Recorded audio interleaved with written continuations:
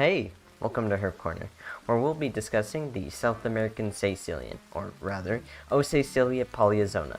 South American caecilian isn't actually the species name, I'm only using it because they don't have a common name. South American caecilian is the acknowledged common name for Oscaecilia, the species genus specifically.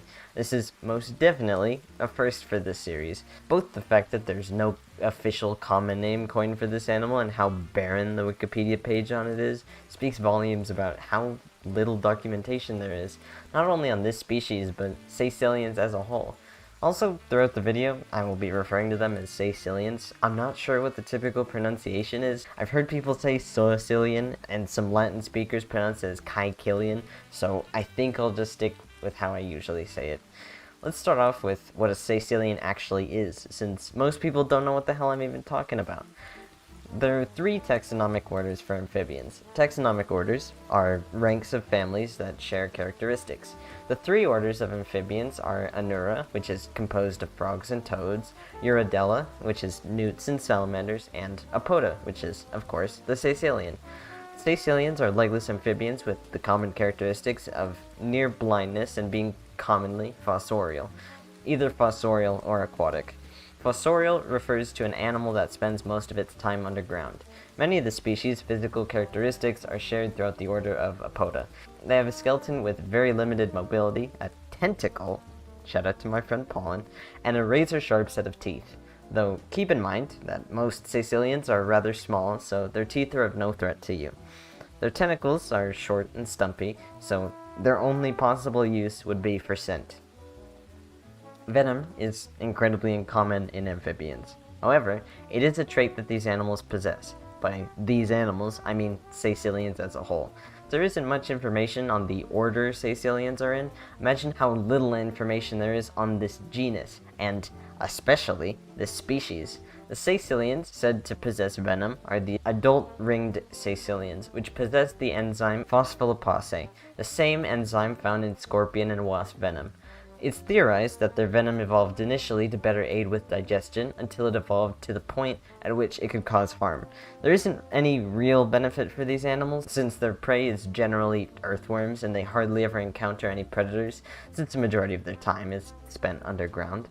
Not only this, but there is poison secreted at the bell end tail of theirs. Anyway, what are the effects of their poison and venom?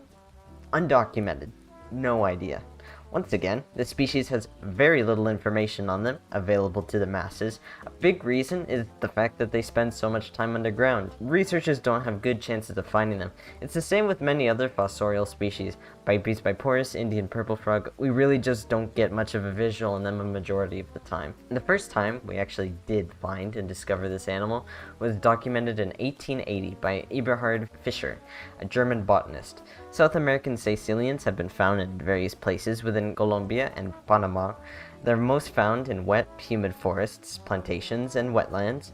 The IUCN Red List judges this species to be of least concern in their population numbers. However, for the millionth time, the species is judged as data deficient, meaning there isn't enough documentation to appropriately judge how many of the species exists in the wild. When it comes to their care, the South American caecilian would be moderately easy to take care of. They grow to roughly 2 feet, so size the enclosure appropriately. A long enclosure would do them more good than a tall one, though it's important to note that climbing opportunities should still be provided as enrichment. Even if the animal doesn't take advantage of them very often, it's good to give it to them as an option. A water bowl is, of course, ideal. Since they're amphibians and drink through their skin, it's important to never give them chlorinated water. This means no water from sinks. Spraying them with it is just as harmful. For their safety, I recommend getting some ZooMed Reptisafe Dechlorination whatever. I use it myself, even though I don't have amphibians. It's very useful if you want to be safe with the water you give your animals. If you don't want to buy any extra products, you can always stick with gallons of drinkable water. They sell Arrowhead and other brands by the gallon, so that'd work just as well.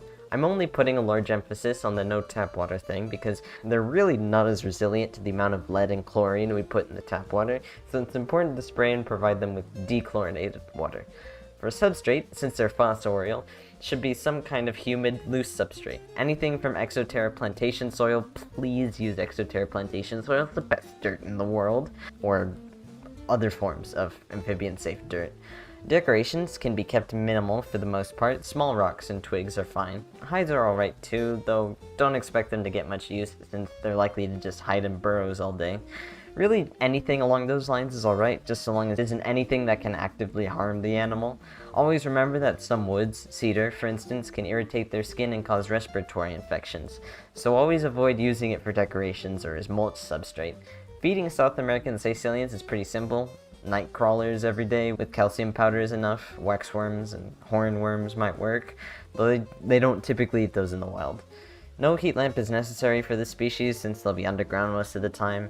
Heat mats may be useful instead, maybe? There isn't any documented benefit of heat mats with this species, but for especially cold nights it might help. For the mat's temperature, one of around 80 degrees Fahrenheit would be the best. Always buy thermostats with a heat mat to ensure no overheating happens. A heat mat without a thermostat is worse than no heat mat at all, just because of the potential risks alone. Because of the possible poison and venom of this animal, handling is most definitely not recommended. Even if a bite is around the same as a wasp sting, still wouldn't be a particularly fun experience, especially given the fact that amphibians as a whole don't do great with handling for long periods of time. I'd recommend gloves for this one. Breeding the South American caecilian would be a very good investment, I'd say. The demand is decently high because of how little the species is actually sold. Caecilians in general are quite rare within the reptile industry, with the only time I've actually seen them in captivity being from underground reptiles. Even then, they're wild caught. Sad. Shout out to John Underground Reptiles though. Love that guy. Breeding would be, I'm guessing, rather easy, since there aren't any documented irregularities in their breeding behaviors.